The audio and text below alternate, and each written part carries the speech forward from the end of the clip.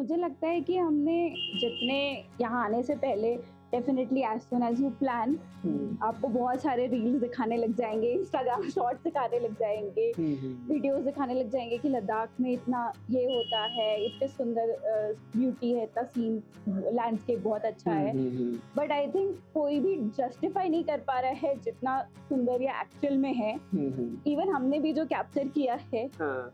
जो real eyes से हम एक्सपीरियंस कर रहे हैं वो हुँ। मोमेंट्स, आई थिंक वो हम भी कैमरा में उतना नहीं अच्छा कर कैप्चर सकते। नहीं कर पा रहे।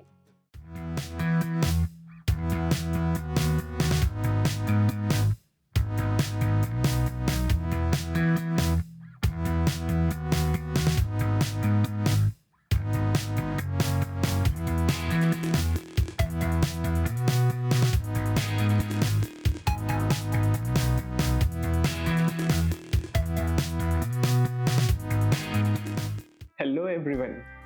तो आज का डे था लेह से नुब्रा जाने तक के का। लेह से नुब्रा जाने के बीच में आता है खारदुंगला पास, फिर आती है दीक्षित मोनेस्ट्री एंड फिर हम पहुंचते हैं नुब्रा। ये पूरा दिन अलग-अलग लैंडस्केप्स का होने वाला था।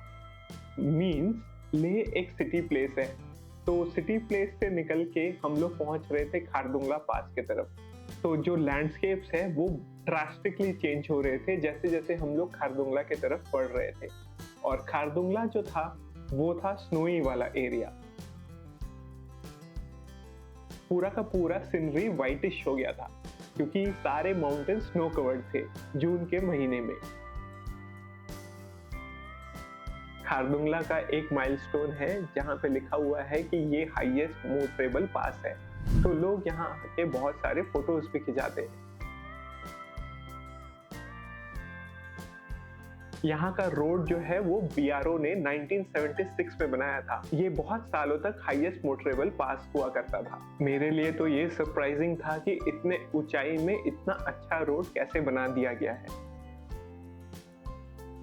खारदुंगला पास जो है वो 17,500 फीट के ऊंचाई पे है, तो यहाँ का एयर बहुत ज्यादा थिन हो जाता है और ऑक्सीजन की भी कमी हो जाती है। थोड़ा भी अगर आप चलो तो आपको सांस लेने में दिक्कत महसूस होने लग जाता है। ये एडवाइसेबल है कि इस जगह में 20 मिनट से ज्यादा नहीं स्टे करना चाहिए।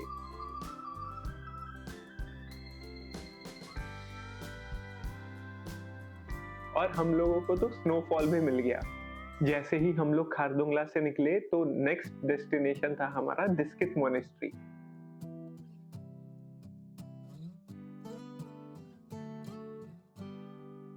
दीक्षित मोनेस्ट्री एक क्लिफ पे बना हुआ मोनेस्ट्री है।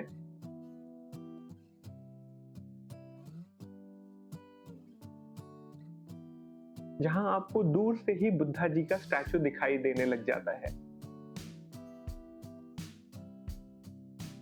इतने बड़े बड़े पहाड़ों के बीच में ये बुद्धा जी का स्टैचू अलग से ही ग्लो करता है। ये वन ऑफ द ओल्डेस्ट वोम्पा मोनेस्ट्री है। पहुंचते साथ ही व्यू अमेजिंग हो जाता है।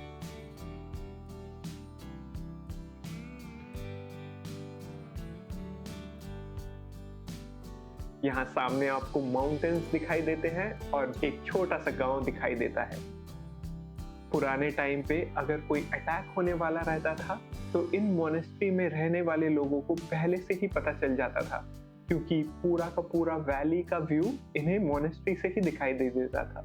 नुब्रा पहुंचने के वे में एक दो प्लेसेस ऐसे भी आते हैं जो कि हमारे बॉलीवुड में बहुत ज्यादा फेमस है, जैसे कि ये जगह।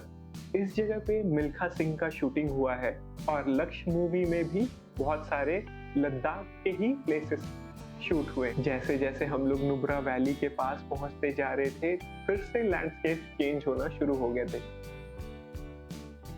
क्योंकि अब आ रहा था हंडर सैंड ड्यून्स।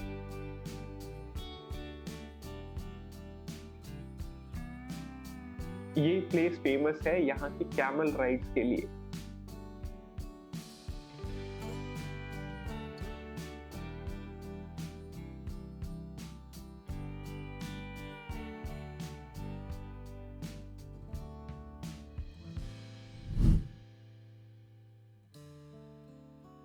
मेरे हिसाब से नुब्रा वैली का जो डे रहता है वो एक यूनिक एक्सपीरियंस दिलाता है।